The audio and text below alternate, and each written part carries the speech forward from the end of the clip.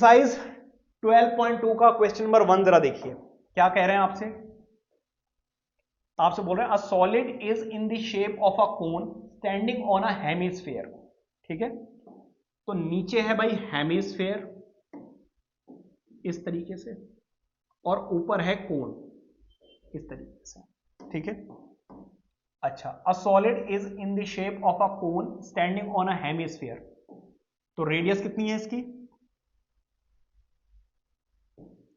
Radius is 1 centimetre, और इसकी height जो है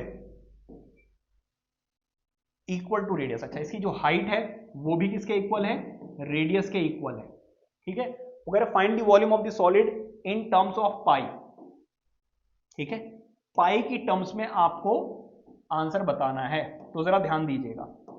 लेट करेंगे रेडियस ऑफ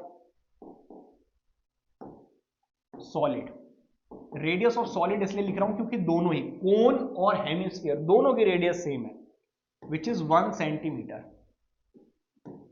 एंड वॉल्यूम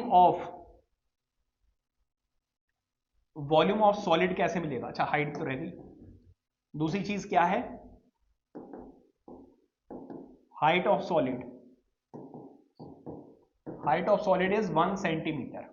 अब जरा ध्यान दीजिएगा, वॉल्यूम ऑफ सॉलिड कैसे मिल सकता है, अगर मैं वॉल्यूम ऑफ हेमिस्फीयर में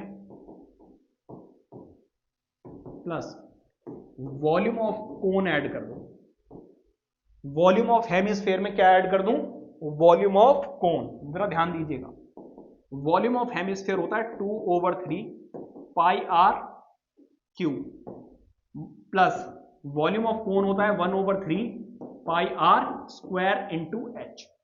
क्या इतनी बात समझ में आ रही है। तो जरा देखो 2/3 पाई ऐसा ही रहने दो क्योंकि इन टर्म्स ऑफ पाई बोला है। आर की वैल्यू कितनी है, रेडियस का क्यूब 1/3 पाई आर, आर की वैल्यू कितनी है 1, और एच की वैल्यू भी कितनी है 1। समझ आ रही बात यानी। तो ये आ गया 2/3 पाई, यहां पर कितना आ जाएगा पाई/3। देखो बेस सेम है, डिनोमिनेटर सेम है, तो न्यूमरेटर भी सेम होंगे, तो 3/3 पाई आ जाएगा या नहीं आ जाएगा। ठीक है, यहां पर देखो, यहां पर 2/3 और यहां पर 1/3 है, तो 2 और 1 ऐड होंगे 3/3। तो इसका जो वॉल्यूम है वो आ जाएगा पाई सेंटीमीटर क्यूब। एंड में स्टेटमेंट लिख देना, volume of solid is pi centimetre cube. समझ आ रही बात या नहीं, नोट कीजिए।